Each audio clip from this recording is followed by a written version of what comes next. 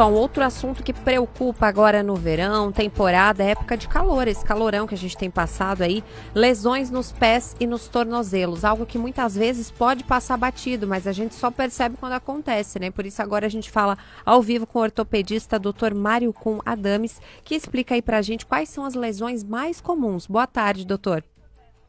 Boa tarde, é um prazer estar conversando com a Jovem Pan mais uma vez. As lesões mais comuns do pé e tornozelo começa primeiro já pelo andar descalço e às vezes você tem queimaduras na sola do pé pelo calor, pela superfície ser quente, né? E isso causa lesões. A segunda lesão mais frequente são os entorses, que são por sobrecarga ou por instabilidade que o paciente já tem, ou por a superfície ser irregular. E a terceira são as fraturas de estresse, que são a sobrecarga quando a gente faz uma atividade além da capacidade do corpo humano para aquela atividade. Isso é uma coisa muito pessoal. Oi, doutor. Karina falando com você aqui no Jornal da Tarde.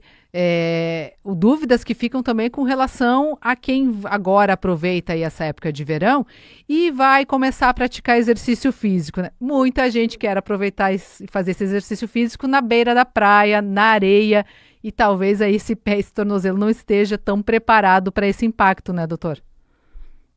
Exatamente. Na verdade, as pessoas elas não se preparam, né, para o verão.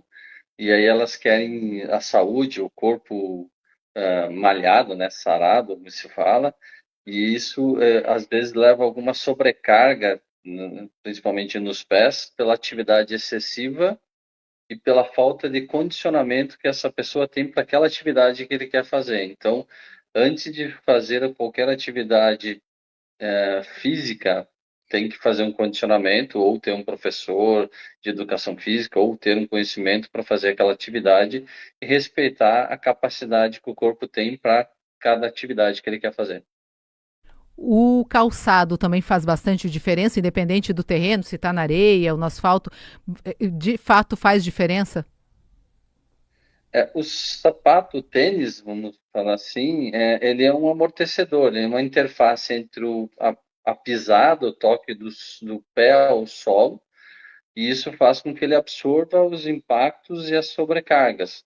E aí a gente tem que conhecer se o pé de cada um ele tem um formato que a gente chama de neutro, ou seja, ele é bem alinhado ao solo, se ele é um pouquinho virado para dentro, que a gente chama de pé supinado, ou ele é um pouquinho virado para fora, que é o famoso pé chato, né?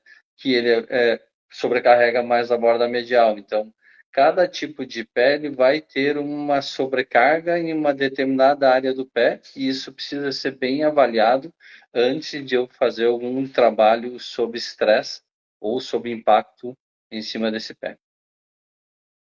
Inclusive, né, doutor Mário, Gabriela, quem te pergunta agora, muitas vezes as pessoas vão para a praia e querem sentir a areia, né? Querem sentir o fofinho da praia, enfim. Então, ficar descalço realmente porque quer se sentir livre. Mas então, muita gente, por isso que acaba caminhando de tênis mesmo na praia, para diminuir esse impacto, né?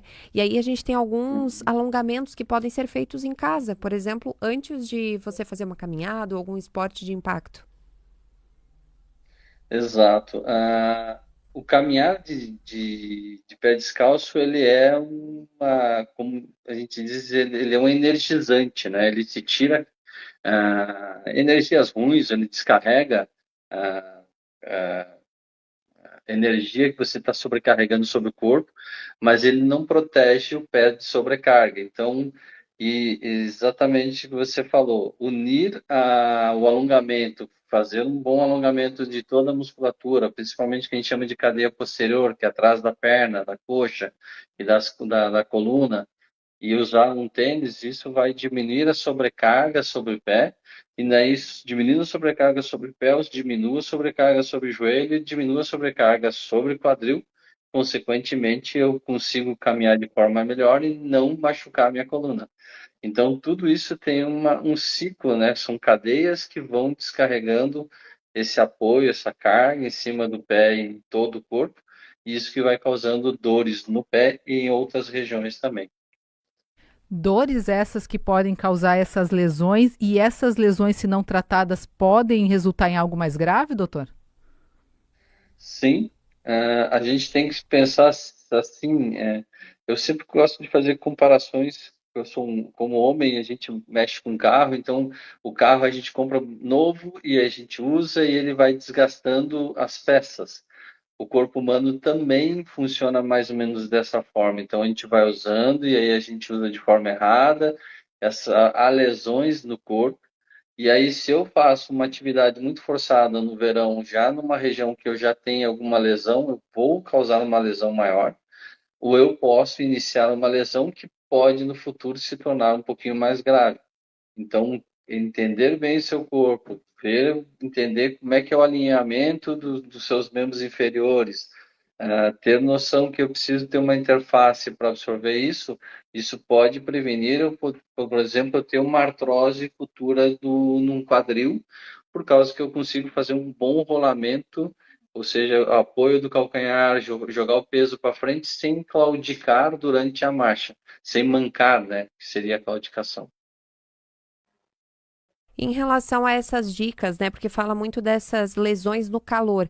Por que que no calor elas pioram, né? Tem uma explicação para isso que as pessoas devem tomar cuidados redobrados, principalmente nessa época de viagens, temporada, gente que fica muito tempo até fora de casa viajando? Isso tem uma explicação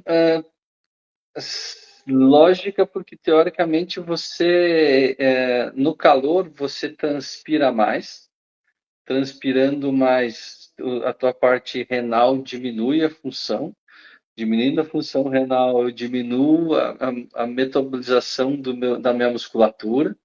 Então, tudo se trabalha em cadeia. Então, se eu não tenho hidratação da minha musculatura, se eu não cuido dela, ela vai se tornar um pouquinho mais rígida. Tornando-se mais rígida, eu vou ter um bloqueio do meu movimento. Esse bloqueio de movimento vai levar a uma sobrecarga de alguma articulação. E aí eu começo a ter as lesões articulares, ou posso ter lesão muscular, ou em pacientes já mais idosos, eu posso, às vezes, ter, por causa disso, até fraturas de estresse, principalmente nas mulheres, por a parte hormonal, que também entra nesse fator, e aí eu começo a ter lesões de fraturas de metatarso no pé, de tornozelo ou até de fêmur, em pacientes que, por exemplo, que usam alguma medicação como alendronato ou residronato, que são os bifosfonados, por muito tempo. Isso pode endurecer o osso e fragilizar por falta de hidratação dele. Então, a hidratação aí, nesse ponto, é muito importante.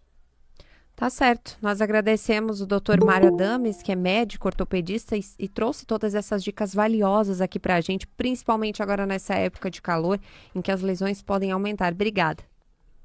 De nada, obrigado a vocês pelo convite e fico à disposição. Valeu, até Ah, mais. até mais. Tchau, tchau.